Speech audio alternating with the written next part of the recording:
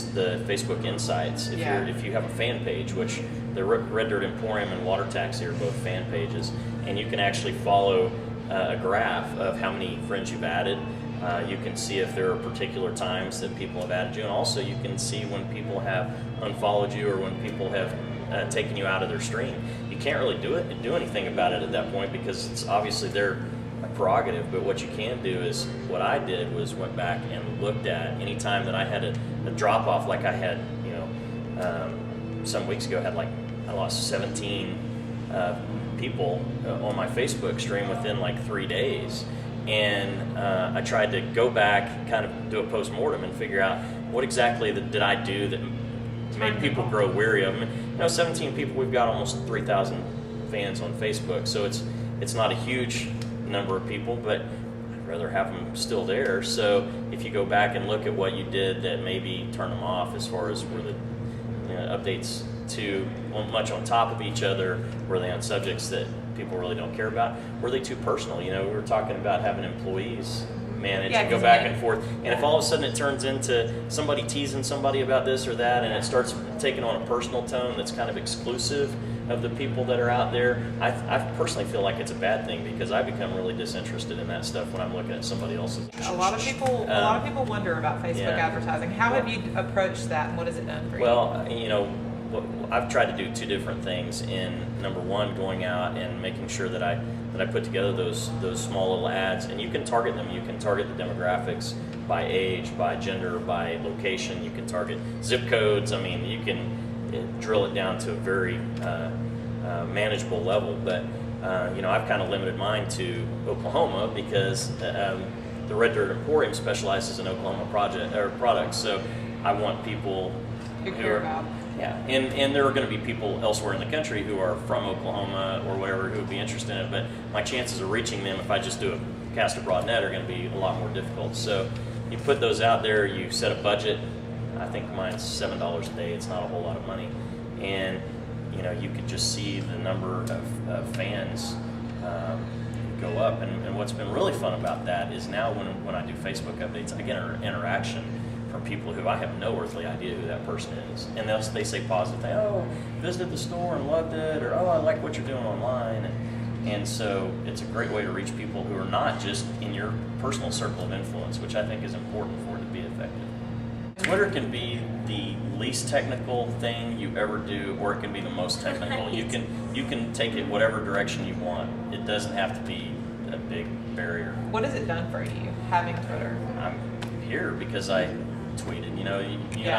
We connected because the Main Street Conference is here, and I threw out a Main Street Conference hashtag, which I'm sure is why you found me. Yep, absolutely. And I said, hey, I'd like to get some feedback from, this former Main Street manager would like to get some feedback from Main Street directors, and you responded, and here we are. So, those are examples all the time. I feel like we're making connections, and I really do think that they're very effective in kind of drawing your group closer to you, people who would be interested in what you're doing. So what's next for all of you? What's the horizon of marketing that you haven't yet ventured into? Well, Becky said Twitter. We will probably make that hurdle once probably our Main Street office has kind of gotten it under their wing, because they're very good at helping our local businesses hand-holding. So we'll probably do that. I think we're going to start tweeting some of our live events on Wednesdays that we hold in Emporia and see how that goes. But it's really just partnerships, and every time I meet one more person, bring them into the circle. Oh, go ahead. I was going to say ours is video. I have a YouTube profile for Water Taxi, and we have one video, and it was something that was commercially produced. Great video, but we haven't been shooting our own video. In fact, I have a video camera that's been sitting in a box for months, and we want to start doing that. We're pretty good about embedding stuff whenever something is done that's related to our store, but we're wanting to start producing our own, video internally and finding ways to get that out via all the others.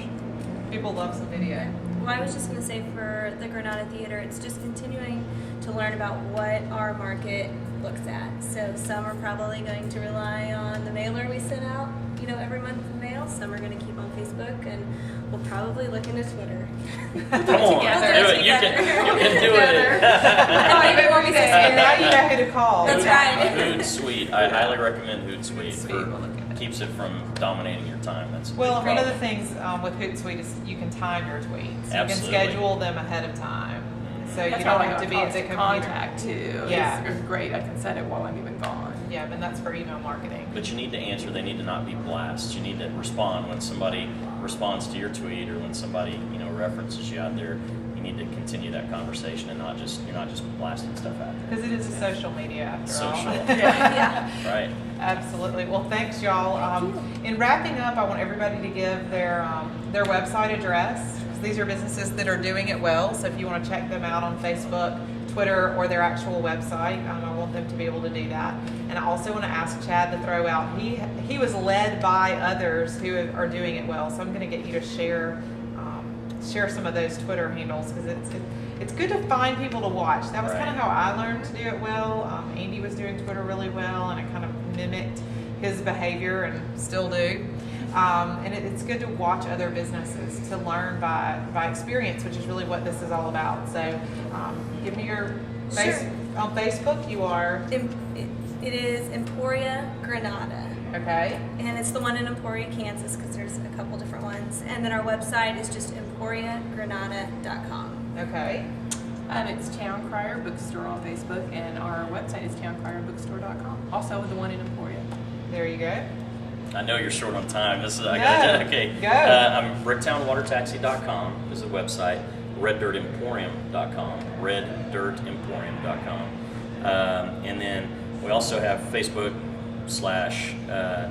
/ Water Taxi and / Red Dirt Emporium. And then we have on Twitter we're at Red Dirt Emporium and at Water Taxi. At just Water Taxi. WATERTAXI. I'm Urbanized Okie on Twitter.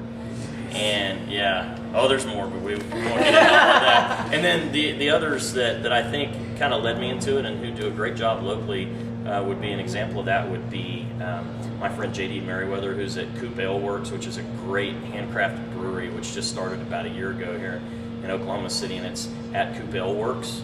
And for those of you who don't understand his Oklahoman accent, says the girl from Mississippi.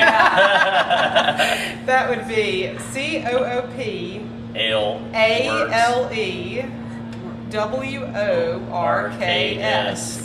That's All right. funny. Okay.